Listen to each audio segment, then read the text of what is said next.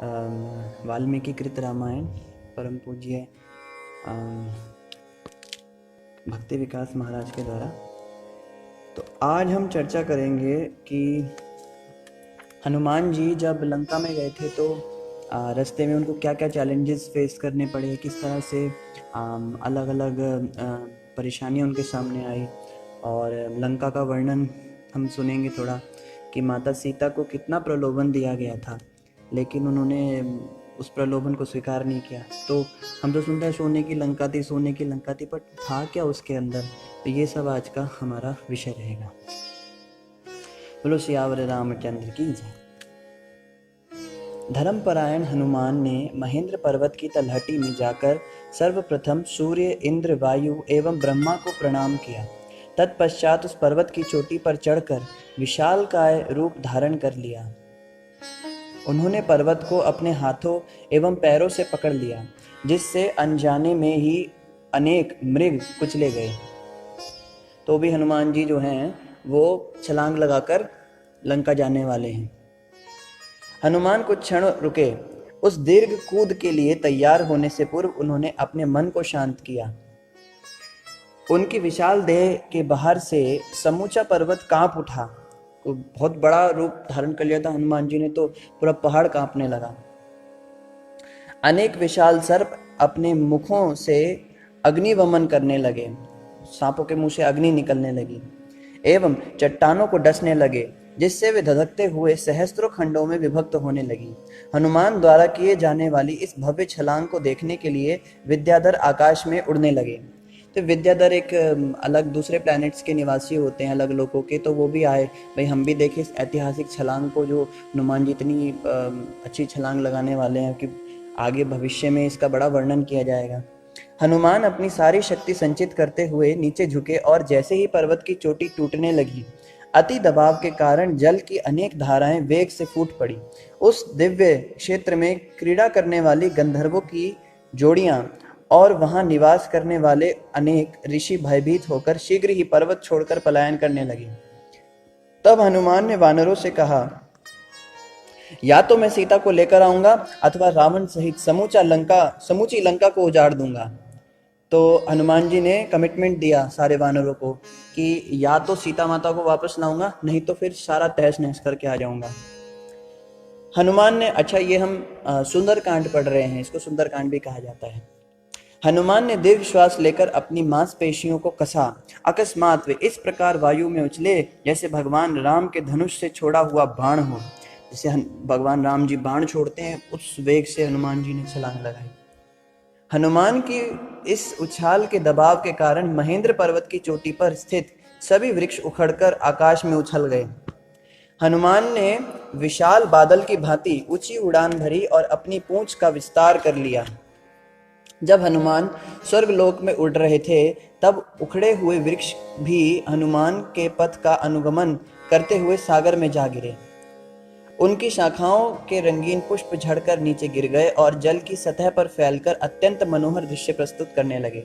हनुमान की उड़ान के फलस्वरूप उत्पन्न तूफान के कारण सागर में उथल पुथल होने लगी। तो हनुमान जी ने ऐसी छलांग मारी कि पेड़ उखड़ गए और सागर में तूफान मच गया। पर्वतों की लंबाई जितनी ऊंची ऊंची लहरें उठने लगी जो उनकी छाती से टकराती। जल की सतह पर प्रतिबिंबित हनुमान की छाया 80 मील चौड़ी एवं 240 मील लंबी थी। तो हनुमान जी ने अपनी हाइट कितनी बढ़ाई थी, एग्जैक्ट यहाँ पे डायमीटर्स दे रखे हैं, 80 मील चौड़े थे। 80 मील सोचना भी हमारे लिए बड़ा मुश्किल हो रहा है। एक मील में 1.2 किलोमीटर लगभग होते हैं। 80 मील चौड़े और 240 मील लंबे तथा वायु से होकर जाने के कारण उनसे जो खिंचाव उत्पन्न हुआ उससे निकटवर्ती मेघों का समूह उनके निकट आ गया। मेघों के समूह के मध्य हनुमान चंद्रमा के समान प्रतीत होते और उनमें से बाहर निकलने पर पुनः दृष्टिगोचर होते। बादलों में चले गए हनुमान जी ने ऐसी छलांग लगाई। पितृ स्नेहवश वायुदेव शीतल वायु प्रवाहित करने लगे ताकि सूर्य का तेज प्रभाव उन पर ना पड़े। तो उनके पिता जो वायुदेव थे उन्होंने कुछ ठंडी ठंडी हवा चलानी शुरू करी ताकि सूर्य का ताप ना लगे, क्योंकि हनुमान बहुत ऊपर चले गए थे। शायद अभी ओजोन लेयर कहीं ना पार कर गए, यूवी रेज ना लग जाए तो हवा लगाई उनको। आकाश मार्ग से जाते हुए हनुमान जी की सभी ने सराहना की। भगवान राम के प्रति सम्मानवश सागर देव को भी हनुमान की सहायता करने की इच्छा हुई। उनकी सहायता करके वे कृतज्ञता प्रकट करना चाहते थे, क्योंकि भगवान राम इक्ष्वाकु वंश में अवतरित हुए थे और राम के पूर्वज राजा सगर ने सागर की सीमाओं को विस्तार किया था। तो एक बड़ी सुंदर कथा आ रही है। जब हनुमान जी समुद्र के ऊपर से उड़ते हुए जा रहे थे तो समुद्र देव की इच्छा हुई कि राम जी के दूत हैं, मैं इनकी कुछ सेवा करूं। क्यों? क्योंकि पूर्व काल में कुछ हुआ था। बहुत समय पहले इंद्र ने विशाल मैनाक पर्वत को सागर के मध्य में स्थापित किया था, ताकि अधोलोक से असुर पृथ्वी पर ना आ सके। सागर ने मैनाक को जल के ऊपर उठाने की आज्ञा दी और आशा की कि हनुमान को विश्राम हेतु स्थान प्रदान करके वे उनकी सहायता करेंगे। तो ऐसा हुआ था कि एक बार इंद्रदेव ने सागर के अंदर मैनाक पर्वत को डाल दिया था, ताकि नीचे के जो लोक के निवासी थे वो बार बार पृथ्वी पर आकर उपद्रव मचाते थे। तो समुद्र देव ने स्वीकार कर लिया था।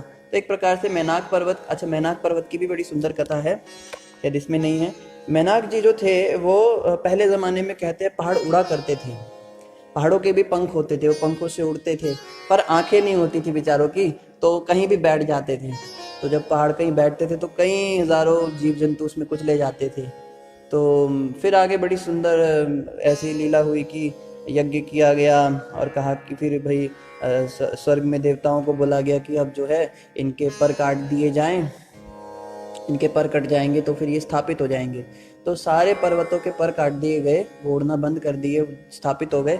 एक पर्वत जो है वो बड़ा चंचल था, उसने सोचा मेरे को अपने पंख नहीं कटवाने, मुझे तो उड़ते रहना है। तो वो मैनाक पर्वत था, वो समुद्र में जाके छुपा था इंद्र की आज्ञा से कि मैं चला जाऊंगा और अधोलोक को भी बच जाएगा। और तो मैनाक के पास पर थे। तो मैनाक ने सोचा कि अब जो है मेरे पास मौका है सेवा करने का। समुद्र देव ने मैनाक को कहा कि तुम जाओ ऊपर, तुम्हारे ऊपर ऋण है ना देवताओं का, तो ये वायु पुत्र आए हैं, अब जाकर इनको विश्राम दो। तो जैसे ही हनुमान जी टास्क कंप्लीट करने के लिए निकले तो रास्ते में जो है मैनाक पर्वत समुद्र से ऊपर आ गए। मैनाक ने सागर ने मैनाक को जल के ऊपर उठाने की आज्ञा दी और आशा की कि हनुमान जी को विश्राम हेतु स्थान प्रदान करके वे उनकी सहायता करेंगे।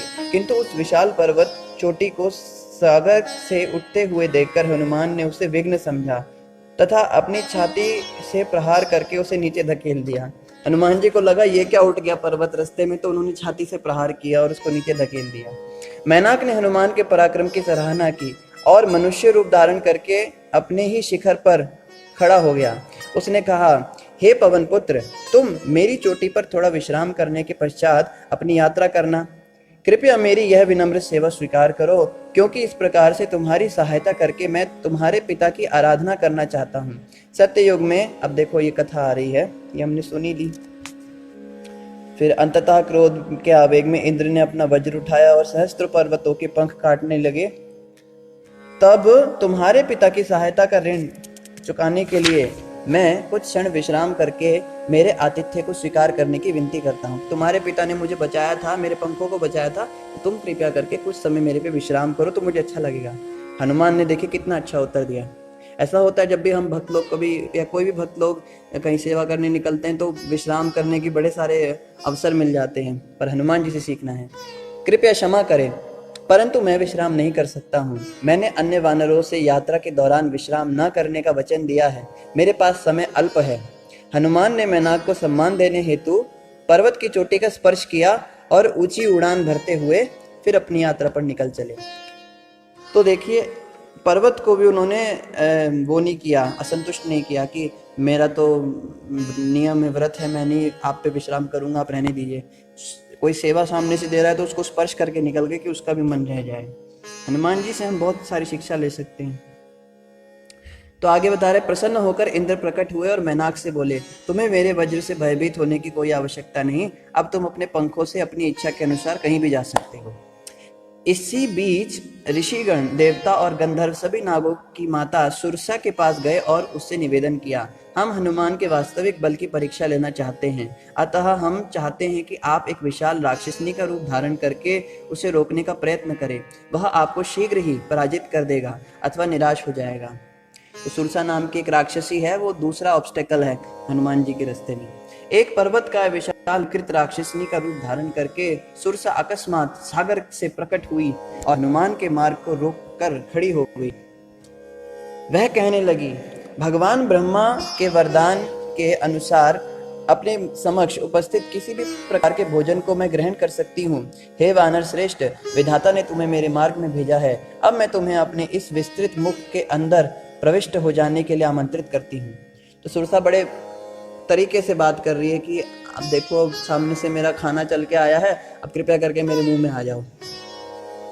हनुमान ने बताया, भगवान राम की अपरिहित पत्नी सीता का पता लगाकर मैं उनकी सेवा करने का प्रयत्न कर रहा हूँ और इस कार्य में तुम्हें मेरी सहायता करनी चाहिए।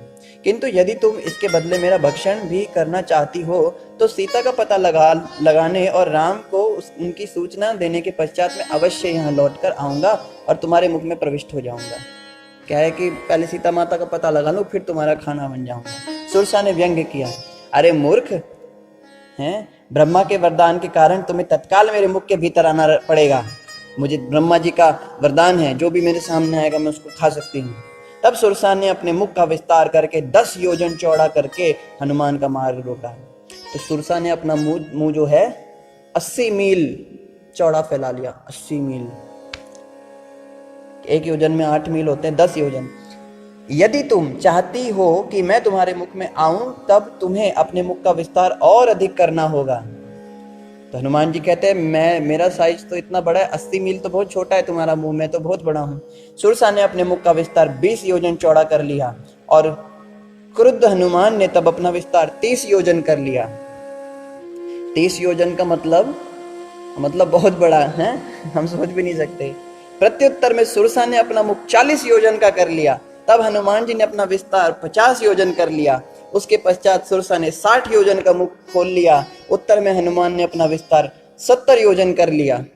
जब सुरसा ने 80 योजन का विस्तार किया तब हनुमान ने अपना विस्तार 90 योजन कर लिया।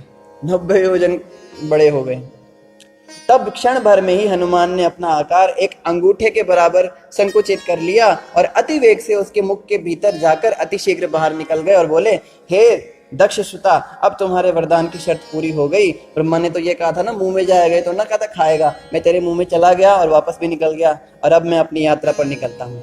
हनुमान के चतुराईपूर्ण विजय से सुरसा बड़ी प्रसन्न हुई। वह अपने मूल स्वरूप में उनके समक्ष प्रकट हुई और बोली, वाह वानर श्रेष्ठ, अब तुम जाओ और अपना कार्य पूर्ण करो। तुम शीघ्र ही सीता और भगवान राम का मिलन करवाओगे।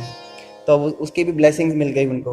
हनुमान आकाश में उड़ते हुए आगे निकल चले। अकस्मात सिंहिका नाम की राक्षसनी ने उनकी छाया को पकड़ लिया। अब एक और राक्षसनी बैठी थी समुद्र में। वो क्या करती थी, कोई पक्षी उड़ता था तो उसकी छाया पकड़ लेती थी, तो परछाई पकड़ लेती थी, वो उसके मुंह में खींचा आता था। तो उसने हनुमान जी की परछाई पकड़ ली।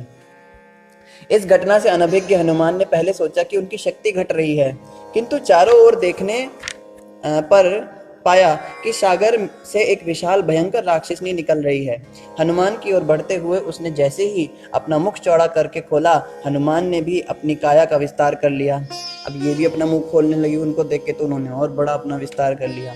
किंतु कुशाग्र बुद्धि वाले हनुमान को शीघ्र ही आभास हुआ कि राक्षसनी का मुख अभी भी उन्हें निगल पाने के लिए पर्याप्त चौड़ा है। अतः हनुमान ने पैतरा बदलते हुए, देखो नीति बदल ली उन्होंने, सुरसा वाला काम नहीं चलेगा यहाँ पे। पैतरा बदलते हुए अकस्मात अपनी काया को अति लघु रूप दे दिया। तब वे उसके मुख में घुसकर उसके विशालकाय शरीर में प्रविष्ट हो गए और उन्होंने अपने नुकीले पंजों से उसके हृदय को चीर दिया। फिर उसके शरीर से निकलकर अपनी विस्तृत आकार धारण किया, अपना विस्तृत आकार फिर से धारण कर लिया। सिमिका को जल में मर कर गिरते हुए देख सिद्ध, चारण और विद्याधर सभी इस विजय के लिए हनुमान का गुणगान करने लगे। बोलो पवन सुत हनुमान की जय, ऐसे सब गुणगान करने लगे। कुछ ही समय पश्चात लंका के दूरस्थ तट पर स्थित वन और समुद्री तट दिखाई देने लगे। अब थोड़े दूर उनको हल्का हल्का दिखाई दे रहा है, लंका जैसा कुछ आ रहा है, कुछ तट दिखाई दे रहा है। अभी तो समुद्र ही समुद्र था। 100 योजन की छलांग लगाने के पश्चात हनुमान को तनिक भी थकान का अनुभव न हुआ। ऊपर की ओर देखने पर उन्हें आश्चर्यजनक नगरी लंका दिखाई दी, जो चारों ओर से कमल पुष्पों से परिपूर्ण गहरी घाटियों से घिरी हुई थी। देखिए लंका कितनी सुंदर है। ये लंका भी एक्चुअली चोरी की थी रावण ने, ये रावण की अपनी प्रॉपर्टी नहीं थी। हमने सुना है कुबेर की थी लंका, वो कुबेर इनके सौतेले भाई थे तो उनसे इन्होंने चोरी की थी। तो देखिए कितनी सुंदर जो टापू है, एक वो था ना, वो तो आइलैंड था समुद्र में, चारों ओर क्या है, सुंदर सुंदर कमल के पुष्पों की घाटी है, गहरी घाटी। यह सब उन्होंने त्रिकुट पर्वत के शिखर से देखा। नगर ऊंची स्वर्ण दीवारों से घिरा हुआ था, जहां भयंकर राक्षसों का सख्त पहरा था। जब हनुमान लंका के उत्तरी द्वार के निकट पहुंचे, तब उन्होंने ऊंचे श्वेत महल और चौड़े मार्ग देखे, जिन स्वर्ण मेहराब थे, और सभी स्थानों पर अनेक भयंकर कुरूप राक्षस नाना प्रकार के हथियारों सहित खड़े थे। वे राक्षस अपनी इच्छा अनुसार कोई भी रूप धारण कर सकते थे। जैसे इच्छाधारी नाग होते हैं तो वो राक्षस कुत्ते, बिल्ली, चंडाल कुछ भी बन सकते थे। तो अपने भयंकर अस्त्रों के साथ सब खड़े थे। हनुमान ने सोचा, यह नगरी तो अजय प्रतीत होती है। अजय मतलब जिसको जीता नहीं जा सकता। देवता भी इसे नहीं जीत सकते, तब वानरों की सेना की तो क्या योग्यता है। ऊंचे ऊंचे सोने की दीवारों से घिरा हुआ है। राम राक्षसों को पराजित करने की आशा कैसे कर सकते हैं, जबकि केवल मैं, सुग्रीव, नील और अंगद ही सागर पार करके यहाँ तक आ पाने में समर्थ हैं। केवल हम 5-6 ही वानर हैं जो छलांग लगा के इतना दूर आ सकते हैं, तो राम जी कैसे जीतेंगे। तथापि मेरा प्रथम कर्तव्य यह पता करना है कि सीता जीवित है या नहीं।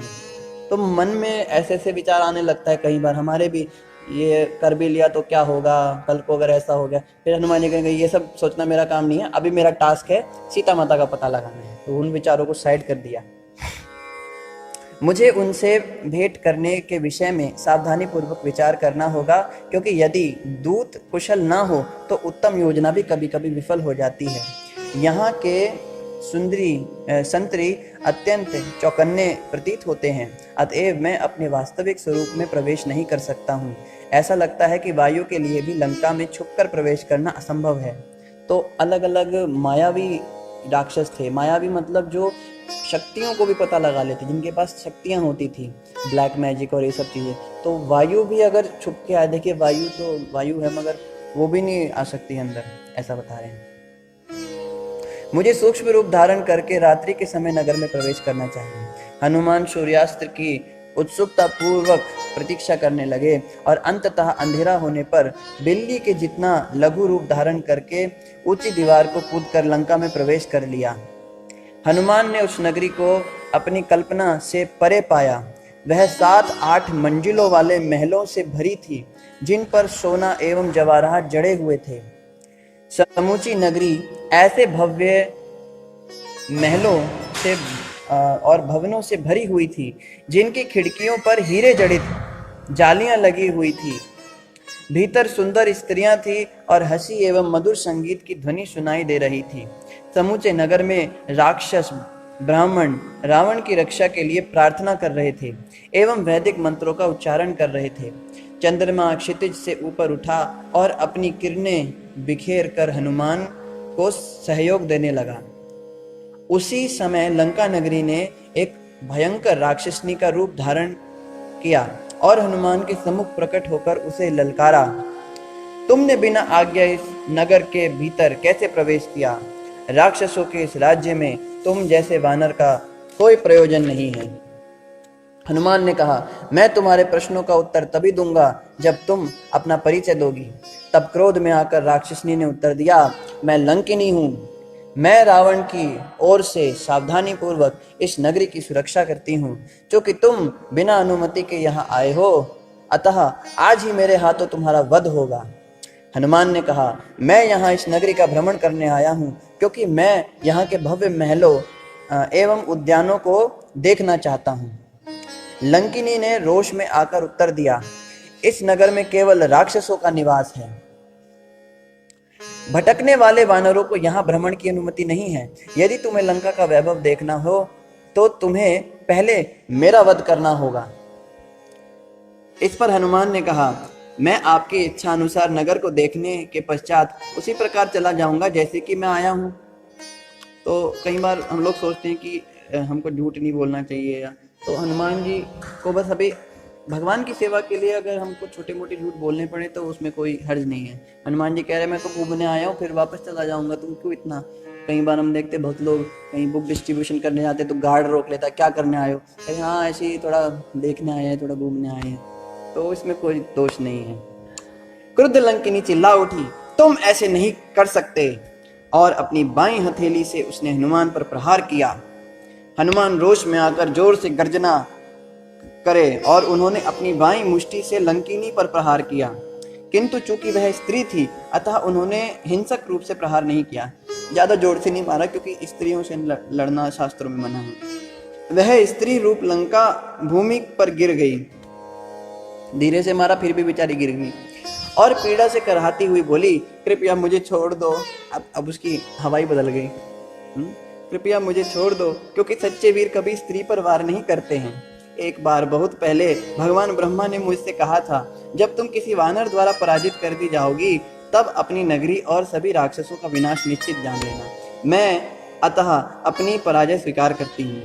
व्हाइट फ्लैग दिखा दिया, क्योंकि मैं समझ गई हूँ कि अब रावण का अंत निकट आ गया है। हे वानर, मैं तुम्हें लंका में प्रवेश की अनुमति देती हूँ, जा भैया तुम। कभी कभी थोड़ा हाथ पैर भी चलाना पड़ जाता है। हनुमान एक छत से दूसरी छत पर छलांगे लगाते हुए शीघ्र ही समूची नगरी का भ्रमण करने लगे। उन्होंने विभिन्न वेश धारण किए हुए अनेक गुप्तचरों को देखा। उन्होंने रावण के महल की सुरक्षा हेतु, जो पूर्ण रूपेण स्वर्ण चार दीवारी से घिरा था, तैनात 1,00,000 राक्षसों की सेना को भी देखा। 1,00,000 राक्षस केवल रावण के महल के चारों तरफ पहरा देने के लिए थे। लंका में घूम घूमकर सीता की खोज करते हुए हनुमान ने उन भव्य महलों को देखा जिनके किवाड़ों पर जवाहरात जड़े हुए थे। अंदर की दीवारें धूल रहित एवं स्फटिक के समान साफ थी। फर्श पर चित्ताकर्षक नक्काशियां बनी हुई थी। बरामदे की ओर जाने वाले सोपनों पर भी स्वर्ण और रजत मतलब चांदी की महीन तारों से नक्काशी की हुई थी। महीन तारों से बड़ी सुंदर सुंदर नक्काशी, बहुत डिटेल्ड वर्क था पूरी नगरी में। जब राक्षसों की स्त्रियां आकर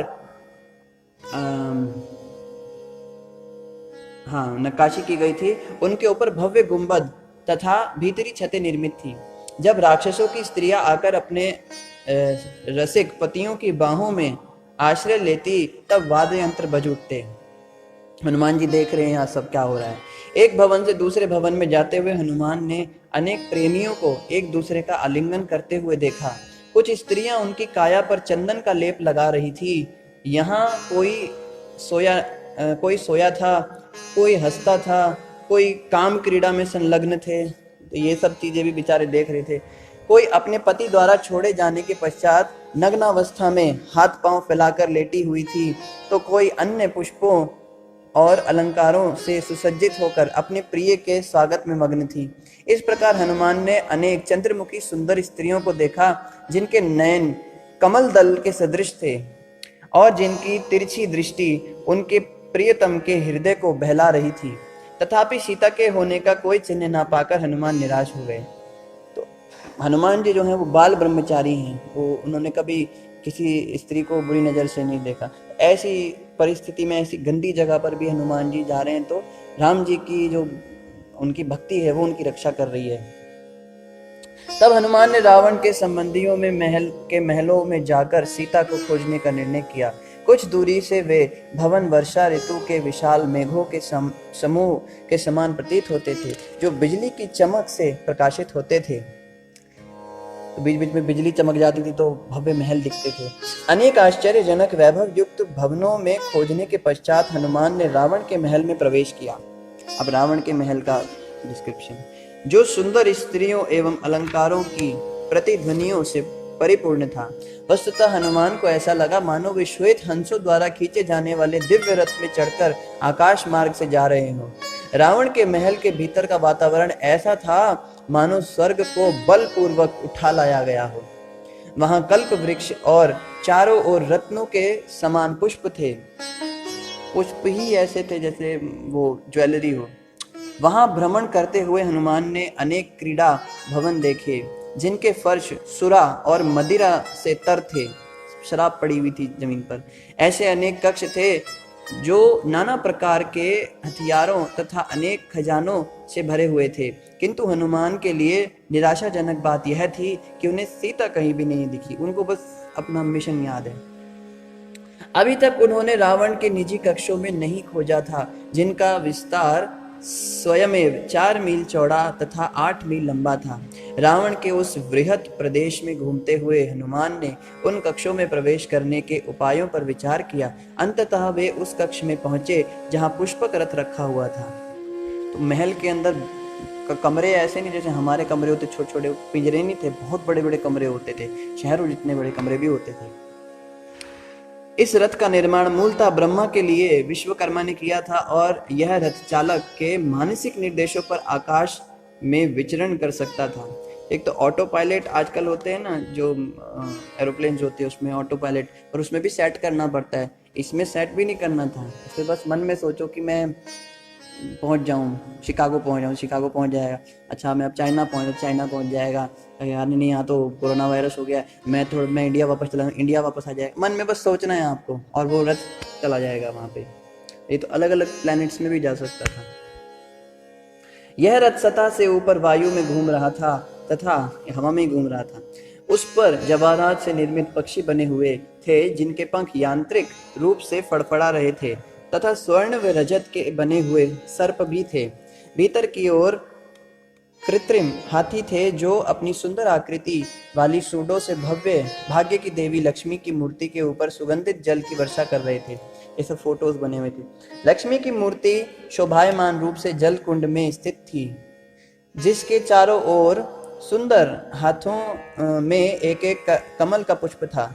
पुष्पक रथ किसी विशाल चलायमान पर्वत की भांति प्रतीत हो रहा था। तो ये रथ जो था, पुष्पक रथ मतलब एरोप्लेन जो हवा में उड़ने वाला, ये इतना बड़ा था कि इसमें जलाशय थे।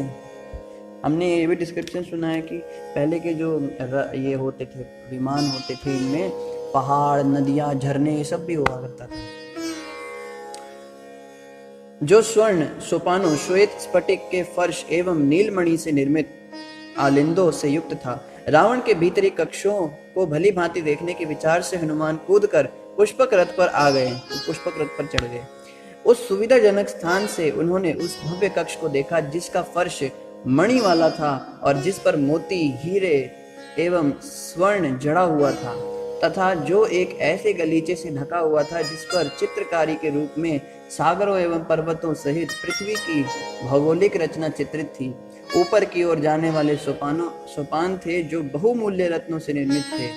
उन सब पर स्वर्ण दीपक का मंद प्रकाश पड़ रहा था और वह प्रकाश उनके बहुमूल्य रत्नों पर प्रतिबिंबित हो रहा था। उस आश्चर्यजनक कक्ष की प्रत्येक वस्तु पांचों इंद्रियों को तुष्ट कर रही थी।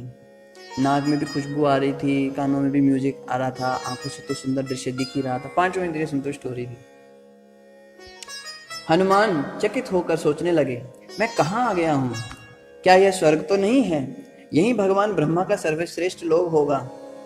आंतरिक कक्षों में जाने पर हनुमान ने देखा कि सहस्त्रों सुंदर स्त्रियां रंगीन वस्त्र धारण करके बहुमूल्य गलीचों पर लेटी हुई थी। आधी रात व्यतीत हो जाने के कारण वे मदोन्मत्त कर देने वाली मदिरा के प्रभाव से थककर घोर निद्रा में सो गई थी। उनके रत्न जड़ित कंगन, कमरधनी तथा घुंघरू सभी शांत थे, तथापि वे इस प्रकार देदीप्यमान थे मानो कमल से भरा हुआ कोई जलाशय हो, जिसमें शांत हंस एवं निद्रालीन भ्रमर हो। हनुमान ने उन स्त्रियों पर एक दृष्टि डाली जो अपने अधर एवं नेत्रों को बंद किए लेटी हुई थी।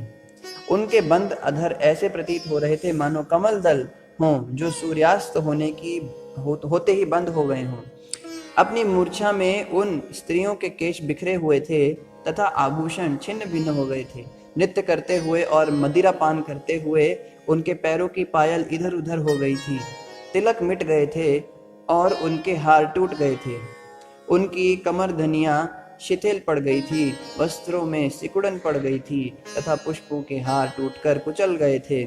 वे पुष्पों वाली ऐसी लताओं के समान प्रतीत हो रही थी जो हाथी के पैरों तले कुचल दी गई हों। कुछ स्त्रियां अपने कंगन वाली बाहों का तकिया बनाकर सोई हुई थी, सो गई थी, तो कुछ अन्य स्त्रियों के ऊपर लेटी हुई थी। कुछ अपना सिर दूसरे की गोद में उदर पर अथवा पार्श्व भाग पर रखे हुए थी, किंतु कुछ प्रेम में ऐसी मदोन्मत्त थी कि बाहों में बाहें डाले एक दूसरे का आलिंगन किए हुए सो रही थी। इस दृश्य को देखकर हनुमान चकित हो रहे थे। वे किसके अंग हैं, किसके हार हैं, किसके वस्त्र हैं, किसके आभूषण हैं। वस्तुतः रावण की पत्नियां इतनी अंतरंगा से संयुक्त थी कि उनमें भेद करना ही कठिन था, किंतु यह समझना कठिन न था कि वे किसकी सेवा के लिए थी। काम के प्रभाव में आकर राजाओं, ब्राह्मणों, दैत्यों एवं गंधर्वों की अनेक कन्याएं रावण की पत्नियां बन चुकी थीं। उनमें से कुछ के संबंधियों को पराजित कर रावण उन्हें हर कर लाया था, किंतु सभी ने रावण को अपनी इच्छा के वशीभूत होकर स्वीकार कर लिया था। उनमें से कोई भी निम्न कुल में उत्पन्न कुरूप, मूर्ख और लंकेश्वर रावण द्वारा तिरस्कृत नहीं थी। उनके मध्य हनुमान ने रावण को रेशमी शैया पर निद्रामग्न देखा, जो मणियों से निर्मित चबूतरे पर बिछा हुआ था और पुष्पों से सुसज्जित श्वेत वितान से आवृत था। तब रावण का एक सिर और 2 भुजाएं दिखाई दी। अब रावण दिखाई दिया कमरे के अंदर, एक सिर और 2 भुजाएं दिखाई दी, क्योंकि वह 10 सिरों एवं 20 भुजाओं वाला भयावह स्वरूप युद्ध के समय धारण करता था। सोते समय वो एक सिर कर लेता था। हनुमान ने रावण के शरीर पर अनेक घाव भी देखे, जो राजा इंद्र के वज्र, ऐरावत हाथी के दंत एवं भगवान विष्णु के चक्र जैसे प्रख्यात अस्त्रों के प्रभाव के कारण थे। रावण के गहरे वर्ण वाले शरीर पर चंदन का लेप लगा हुआ था। भोज, मद्यपान एवं कामुक आमोद प्रमोद की रात्रि व्यतीत करने के पश्चात थक कर निद्रामग्न रावण के कर्ण पुष्प अग्नि की भांति देदीप्यमान थे।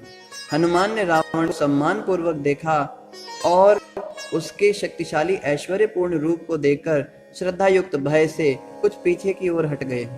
इतना भव्य स्वरूप, इतने पत्नियां, इतना राज्य, सोना चांदी, वाव। फिर हनुमान का ध्यान रावण की संगिनियों की ओर गया, जो रावण के चारों ओर से इस प्रकार घेरे हुए थी जैसे पूनम की चांद के चारों ओर देदीप्यमान तारे दिखाई देते हैं। उनमें से अनेक तो अपने प्रियतम प्रभु की बाहों में सो गई थी और कुछ अपने अपने उन वाद्य यंत्रों का ही आलिंगन किए हुए थी जिसे उन्होंने पिछली रात बजाया था।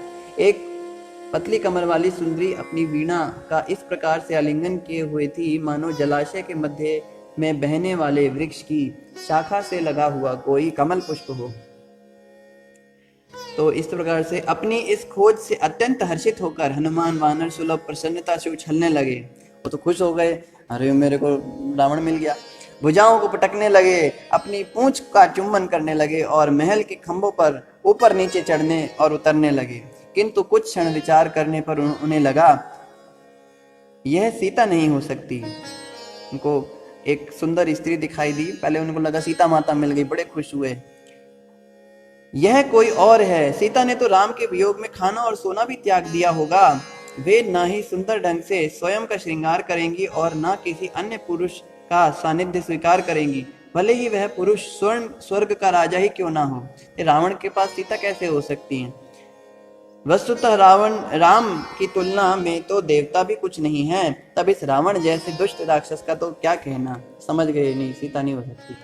तत्पश्चात रावण के महल के शेष भाग में एक कक्ष से दूसरे कक्ष में घूमते हुए हनुमान ने विचार किया वह अवश्य ही मंदोदरी होगी, जो रावण की मुख्य पत्नी है। उन्होंने सहस्त्र चंद्रमुखी स्त्रियों को मांस एवं मदिरा से भरे पात्रों के मध्य सोते हुए देखा, जहां मदिरा की प्यालियां बिखरी पड़ी थी। सीता की खोज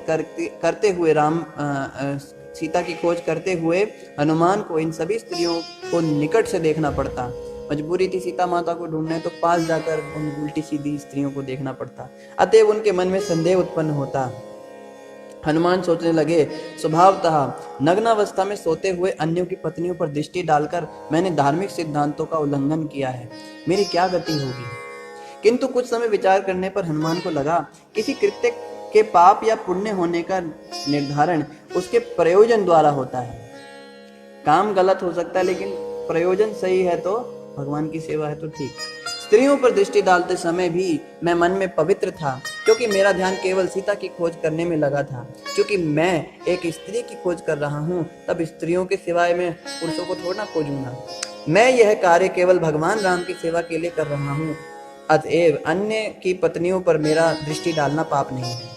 रावण के महल की खोज पूरी हो जाने पर भी जब हनुमान को सीता का कोई पता नहीं लगा, तब उन्होंने सोचा कि स्वभावतः वे जीवित न हो। ऐसा सोचकर हनुमान दुखी हो गए, उन्होंने प्राण न त्याग दिए हों। वे विचार करने लगे कि वे उन वानरों से जाकर क्या कहेंगे जो उत्सुकता पूर्वक उनके लौटने की प्रतीक्षा कर रहे हैं। किंतु हनुमान ने अपनी निराशावादी प्रतिक्रियाओं से प्रवृत्तियों से संघर्ष करके स्वयं को स्मरण करवाया कि केवल अटल निर्णय से ही वे सफलता को प्राप्त कर पाएंगे। तो हतोत्साहित नहीं होना कि अब तो होगा ही नहीं, मिली नहीं रही है सीता मैया, पता नहीं कहाँ चली गई हैं भी या नहीं जिंदा, पता नहीं क्या कहूँगा, फिर नहीं छोड़ो। अपना अटल निर्णय उन्होंने किसी प्रकार से बनाए रखा, उत्साह बनाए रखा। हतोत्साहित ना होने पर और अब मन में आशा लिए कि वे रावण के महल में उन स्थलों की खोज करने लगे जहां वे अब तक नहीं गए थे। और जगह ढूंढता हूँ। बारंबार शीघ्रता पूर्वक लंका में खोजने के पश्चात हनुमान पूरी तरह निराश हो गए। यद्यपि संपत्ति ने उन्हें आश्वस्त किया था कि सीता लंका में ही है, क्योंकि संपाति जी ने उनको जाते हुए देखा था। यद्यपि संपाति ने उन्हें आश्वस्त किया था कि सीता लंका में ही है, तथापि हनुमान को वे नहीं दिखी। वे सोचने लगे कि क्या हुआ होगा। संभवतः सीता ने रावण द्वारा लंका में लाए जाते समय भय के कारण प्राण न त्याग दिए हों। संभवतः राम के भय से रावण ने उन्हें छोड़ ना दिया हो। राम मुझे मारना दे दो, क्या आपने सीता को छोड़ दिया हो। सीता छटपटाते हुए सागर में गिर पड़ी हो, अथवा रावण की पत्नी बनना स्वीकार न करने पर उसने सीता की हत्या न कर दी हो। अब हनुमान के विचार उन संभावित घटनाओं के विषय की ओर मुड़ गए जो तब घट सकती हैं, और जब उन्हें राम के पास जाकर अपनी विफलता की सूचना दी पड़ेगी। अब वो सोच रहे हैं मैं राम जी के पास जाके बोलूंगा कि सीता तो मिली नहीं, तो क्या क्या होगा। सीता के बिना राम निश्चित ही अपने प्राण त्याग देंगे और लक्ष्मण उनका अनुसरण करेंगे। राम एवं लक्ष्मण की मृत्यु का समाचार सुनकर भरत एवं शत्रुघ्न भी अपने प्राण त्याग देंगे। चारों पुत्रों के निधन से उनकी तीनों माताएं भी निश्चित दुखी होकर अपनी मृत्यु को प्राप्त हो जाएंगी। अपनी विफलता के कारण सुग्रीव, अंगद तथा अन्य वानर भी लज्जा के कारण प्राणों की आहुति दे देंगे। अतएव मुझे किष्किंधा नहीं लौटना चाहिए। अब मेरे पास वापस जाने का ऑप्शन नहीं। मैं यहीं आत्महत्या कर लूंगा अथवा अपना शेष जीवन यहाँ अकेले रहकर व्यतीत करूंगा। जब हनुमान इन सब निराशाजनक विचारों से मुक्त हुए, तब सोचने लगे, हो सकता है मैं रावण का वध कर दूं अथवा उसे पकड़कर राम के पास ले जाऊं, ताकि वे मानव बलि के रूप में उसे भगवान शिव को अर्पित कर सकें। राम जी शिव जी को बलि चढ़ा दें उस रावण की। लंका की सुरक्षा हेतु निर्मित एक ऊंची दीवार पर बैठे हुए हनुमान को नगर के छोर पर स्थित अशोक वृक्षों की एक वाटिका दिखाई पड़ी, जहां वे अब तक खोजने के लिए नहीं गए थे। हनुमान ने वहां जाने का निश्चय किया। पहले उन्होंने राम, लक्ष्मण एवं मुख्य देवी देवताओं को प्रणाम किया। अब मैं जा रहा हूँ, ब्लेसिंग्स ले रहे हैं भगवान से। तब उन्होंने, यहाँ पे लिखा है, पहले उन्होंने राम, लक्ष्मण एवं कुछ मुख्य देवी देवताओं को भी प्रणाम किया। हनुमान जी भी परम वैष्णव है, देवी देवताओं को प्रणाम करने में कोई बुरी बात नहीं। तब उन्होंने उस सुरक्षा दीवार से छलांग लगाई और अशोक वाटिका में कूद गए। कुछ समय वाटिका में इधर उधर घूमने के पश्चात वे वहां के दृश्य को भली भांति देखने के विचार से एक ऊंचे वृक्ष पर जा बैठे। वृक्ष के शिखर से हनुमान ने पर्वत से निकलने वाले एक जल प्रताप को देखा, जो बहकर कमल पुष्प वाले जलाशय में जाता था। पुष्पधारी वृक्षों से घिरा वह उद्यान सीता के लिए उचित स्थान प्रतीत होता है।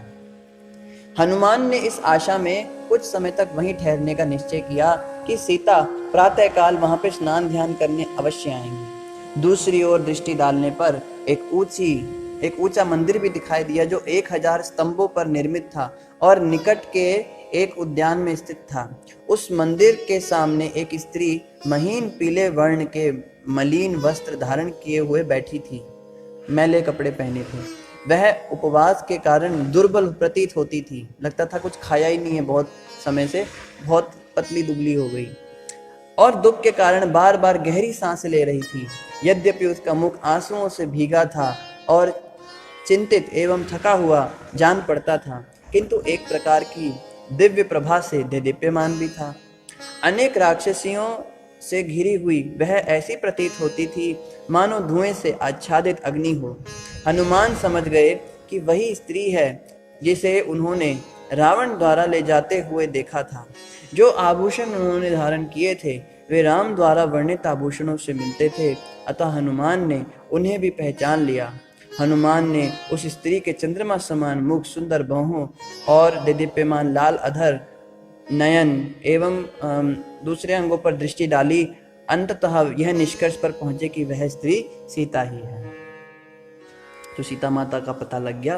बाकी हम कल चर्चा करेंगे कि अब सीता माता से कैसे उनकी भेंट हुई, कैसे उनका विश्वास जीता कि मैं रावण का कोई दूत नहीं हूँ और सीता माता को राम जी का संदेश दिया। इस विषय में हम कल चर्चा करेंगे। हरे कृष्ण।